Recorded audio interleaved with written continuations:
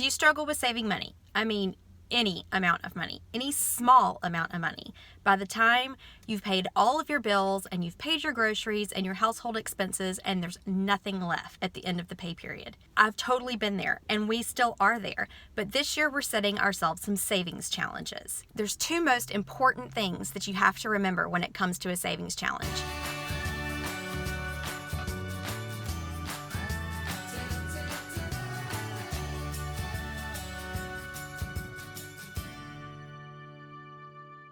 Hey everybody, and welcome back to Lining Up Ducks. I have a house full of sick kids today. Scott's holding down the fort so I can get some work in.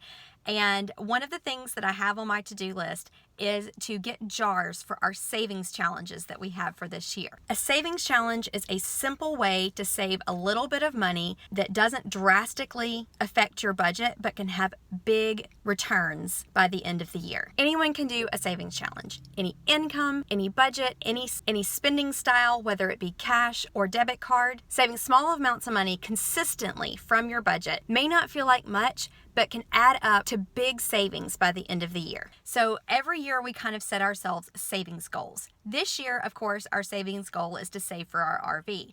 And in addition, my second daughter, Kate, desperately wants to go on a Disney cruise. She has been talking about it for at least 2 years.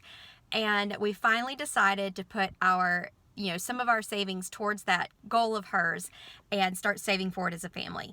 It will definitely take us a couple of years to get the money saved up since there are 6 of us, but there's no better time to start than now.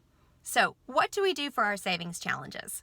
I know a lot of people I have seen on YouTube this year are doing the $5 savings challenge, to where every time they come across a $5 bill, it goes into a savings jar. That's wonderful. But for us, I think this year that's a little much because we have such a big savings goal on other things that we're redirecting a lot of our money. We've never had a vacation fund. So what we've always done in the past is every time we come across a $1 bill or any change, those always go into a big Coke bottle jar that I have. That money ends up being our vacation fund. You would be surprised if we truly stick to our cash budget all year long, we can save up to $1,500 just in ones and change in that jar in a year. So this year, what we've decided to do is, instead of putting all of it towards vacation, we're going to do half of it towards our Disney cruise and half of it towards our RV fund. In addition to ones and change for our RV fund, it's also going to be money that I make from selling things online. We really want to get the kids involved in saving for our RV and get them excited about it, but also have them working towards a goal that they are really interested in as well. I sold 2 things online this weekend and have money to put into a jar, but no place to put it. So I'm here at the Hobby Lobby to grab a jar to save for our RV fund, and we have our Coke bottle for our Disney cruise. I've got my household envelope ready to go since this is a household expense, and let's go see what I can find. Y'all, I was looking for a piggy bank, but this is perfect. It is an RV-shaped birdhouse, so I can fill it up with money while we're saving, and then when we're done, use it as a birdhouse. Y'all, I'm so excited. So I went in looking for a piggy bank, and always keep your mind open because you never know what you're gonna find. And I ended up finding this. It's a birdhouse. I've never had a birdhouse before. It's got a perfect thing on the back to get the money out of the back. It will look super cute on the countertop, and I'll be able to use it again after we're done saving for the RV. So that means that I will continue to get to use the money that I spent. I always love finding something in my house that I can use for 2 different purposes.